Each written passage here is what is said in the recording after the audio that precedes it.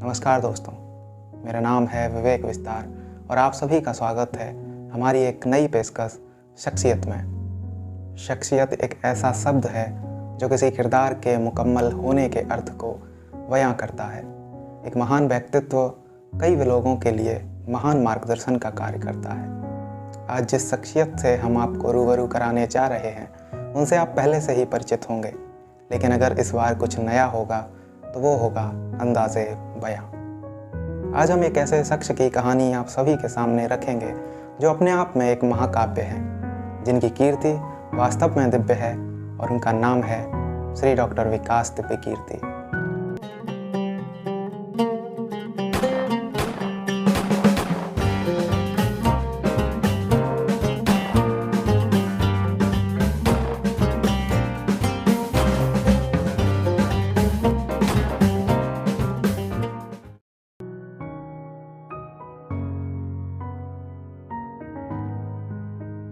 आप डॉक्टर विकास दिव्य कीर्ति से भली भांति परिचित होंगे। वे देश की सबसे बड़ी परीक्षा यूपीएससी की तैयारी कराने वाली संस्था दृष्टि के संस्थापक हैं। आज हिंदी माध्यम से यूपीएससी की परीक्षा पास करके आला अधिकारी बनने का ख्वाब देखने वाले हर चंद्रगुप्त के लिए डॉक्टर विकास दिव्य कीर्ति किसी चाणक्य से कम नहीं है। डॉक्टर विकास दिव्य कीर्ति आज लोकप्रियता के उस शिखर पर हैं जहां शायद ही कोई शिक्षक पहुंचा हो। डॉक्टर विकास दिव्य कीर्ति यूँ तो हर विषय पर अपनी पकड़ रखते हैं, लेकिन हिंदी साहित्य, दर्शन शास्त्र, समाज शास्त्र और राजनीति विज्ञान पर उन्हें महारत हासिल है। दरअसल उनके पास पढ़ाने का जादू है, जिसके जरिए वे कठिन से कठिन कॉन्सेप्ट को आसान और रोचक भाषा में विद्यार्थियों को समझा देते हैं। यूट्यूब पर दृष्टि का एक चैनल भी है जिस पर 9 मिलियन से अधिक सब्सक्राइबर्स हैं, जिस पर अक्सर विकास दिव्य कीर्ति कॉन्सेप्ट टॉक के जरिए जटिल मुद्दों को आसान भाषा में समझाते हुए नज़र आ जाते हैं। इस अद्वितीय अध्यापन प्रतिभा के कारण ही उनकी 3 से 5 घंटे की कक्षाएं भी बहुत ही रोचक प्रतीत होती हैं। उन्होंने अपने कार्य में जो कुशलता हासिल की है, वही अध्यापन कौशल उन्हें सबसे विशिष्ट, सबसे सम्मानीय और सबसे लोकप्रिय शिक्षक बनाता है। भले डॉक्टर विकास इस समय कीर्ति के दिव्य शिखर पर हों, लेकिन उनका शुरुआती जीवन बहुत ही साधारण लेकिन उतार चढ़ाव से भरा हुआ रहा है। आज शख्सियत के इस पहले अंक में आप सभी जानेंगे श्री डॉक्टर विकास दिव्य कीर्ति का सफ़रनामा। डॉक्टर विकास दिव्य कीर्ति का जन्म 26 दिसंबर 1973 को हरियाणा के एक छोटे से गांव में हुआ था। उनके पिता रोहतक के एक कॉलेज में हिंदी के प्रोफेसर थे और उनकी माता एक स्कूल में शिक्षिका थी। डॉक्टर विकास दिव्य कीर्ति 3 भाई थे, जिनमें वो सबसे छोटे थे।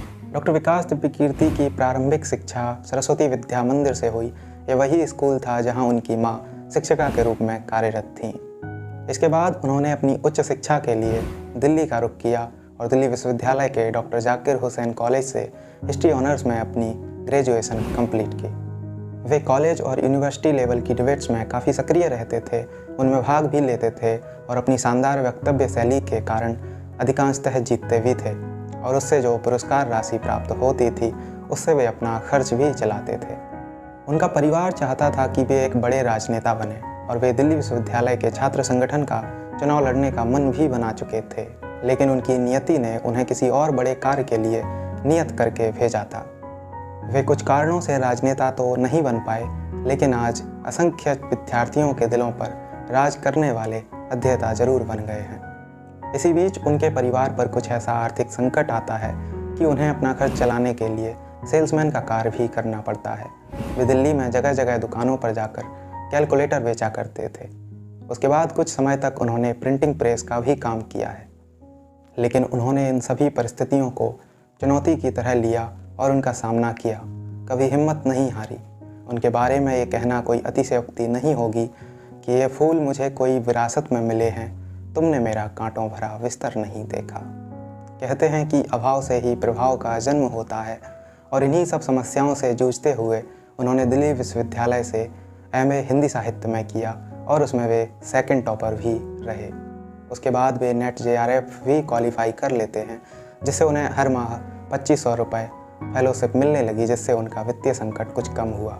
उस समय भी आज की तरह अधिकांश विद्यार्थी यूपीएससी की परीक्षा की तैयारी कर रहे होते थे और उन्हीं सबको देखते हुए डॉक्टर विकास दिव्य कीर्ति ने भी यूपीएससी की परीक्षा देने का मन बनाया और तैयारी शुरू कर दी। वर्ष 1996 में वे यूपीएससी का अपना पहला अटेम्प्ट देते हैं और देश की सबसे बड़ी परीक्षा यूपीएससी में अपने पहले प्रयास में सफल होते हैं। वे ऑल इंडिया रैंक 384 प्राप्त करते हैं और केंद्रीय सचिवालय सेवा के लिए चयनित हो जाते हैं। इसी बीच वे डॉक्टर तरुणा वर्मा से विवाह भी कर लेते हैं, जो आज दृष्टि की मैनेजिंग डायरेक्टर हैं। उसके बाद वे अपना दूसरा अटेम्प्ट देते हैं क्योंकि वे आईएएस बनना चाहते थे, लेकिन दुर्भाग्यवश इस बार उनका मेंस नहीं हो पाता है। वर्ष 1998 में वे अपने तीसरे अटेम्प्ट में एक बार फिर प्रयास करते हैं, लेकिन इस बार फिर वे इंटरव्यू से चूक जाते हैं। वर्ष 1999 में उनकी केंद्रीय सचिवालय सेवा को ज्वाइन करने का समय आ गया था, जिसमें उन्हें राजभाषा विभाग में डेस्क ऑफिसर के पद पर नियुक्त किया गया, जिसमें उन्होंने वहां कुछ दिनों कार्य भी किया। यही वो समय था जब उनकी किस्मत ने एक अहम मोड़ लिया। उन्होंने वहां कुछ दिन कार्य भी किया, लेकिन जब उन्हें वह काम जमा नहीं तो वे इस्तीफा देकर घर आ गए। वे फिर ये विचार बनाते हैं कि वे दिल्ली विश्वविद्यालय में प्रोफेसर के रूप में पढ़ाएंगे। एक दिन वे दिल्ली विश्वविद्यालय के शिवाजी कॉलेज में प्रोफेसर की वैकेंसी के लिए आवेदन करने के लिए जाते हैं, तो वहाँ उन्हें पता चलता है कि जिस पिछली सेवा के लिए उन्होंने इस्तीफा दिया था वहाँ से उनको रिलीविंग नहीं मिली है और प्रोफेसर बनने के लिए उन्हें रिलीविंग का मिलना अनिवार्य है। और मज़े की बात यह है कि सचिवालय उन्हें रिलीविंग देने में 18 से 20 माह की देरी कर देता है। अब इसे संयोग कहें या सौभाग्य कहें, लेकिन उन्हीं 18 से 20 महीनों की डॉक्टर विकास की बेरोजगारी का परिणाम है दृष्टि आईएएस। एक बार फिर वे अपनी किस्मत आजमाते हैं और 2003 में वे अपना चौथा और आखिरी अटेम्प्ट देते हैं। इस बार वे यूपीएससी के इंटरव्यू से भले चूक जाते हैं, लेकिन उसके बाद फिर वे ज़िंदगी के इंटरव्यू से कभी नहीं चूके। उसके बाद फिर उन्होंने कभी पीछे मुड़ के नहीं देखा और अपना सारा ध्यान दृष्टि और दृष्टि के विद्यार्थियों पर ही केंद्रित किया। उन्होंने फिर दृष्टि का कुछ इस तरह से विकास किया जो दिव्य भी था और कीर्ति से युक्त भी। डॉक्टर विकास दिव्य कीर्ति की मेहनत तब रंग लाई जब उनकी एक छात्रा किरण कौशल ने ऑल इंडिया रैंक 3 प्राप्त की, जो कि हिंदी माध्यम से थी, और उसके बाद डॉक्टर विकास दिव्य कीर्ति का यह कारवां कभी नहीं रुका। डॉक्टर विकास दिव्य कीर्ति आज के समय में सबसे सम्मानीय और सबसे लोकप्रिय शिक्षकों में से एक हैं। वे एक अच्छे अध्यापक ही नहीं बल्कि एक अच्छे इंसान भी हैं। हमेशा गंभीर से दिखने वाले डॉक्टर विकास दिव्य कीर्ति जब मजाकिया अंदाज में अपने विद्यार्थियों से कहते हैं कि तनाव नहीं लेना है, तो उनके विद्यार्थियों का आधा तनाव धूमधाम से गायब हो जाता है। अगर संक्षेप में कहना हो तो मैं कहूँगा कि वे केवल शिक्षा जगत के ही नहीं बल्कि भारत के भी एक अनमोल रत्न हैं। मुमकिन ही नहीं है कि मैं इतने असाधारण व्यक्तित्व वाले किरदार के सफ़रनामे को किसी मुकम्मल मुकाम पर विराम दूं। हम तो उनके किरदार के सफ़र के साक्षी बनकर रहेंगे, जो अपने नाम के अनुरूप विकास करता रहेगा, जो दिव्य भी होगा और कीर्ति से युक्त भी। डॉक्टर विकास दिव्य कीर्ति एक खुले आसमान की तरह हैं जिसमें असंख्य तारे हैं। उन सभी तारों को गिन पाना तो संभव नहीं है, लेकिन हमारे लिए यही बड़ी बात है कि हम उस आसमान के कुछ तारे ही गिन पाएं।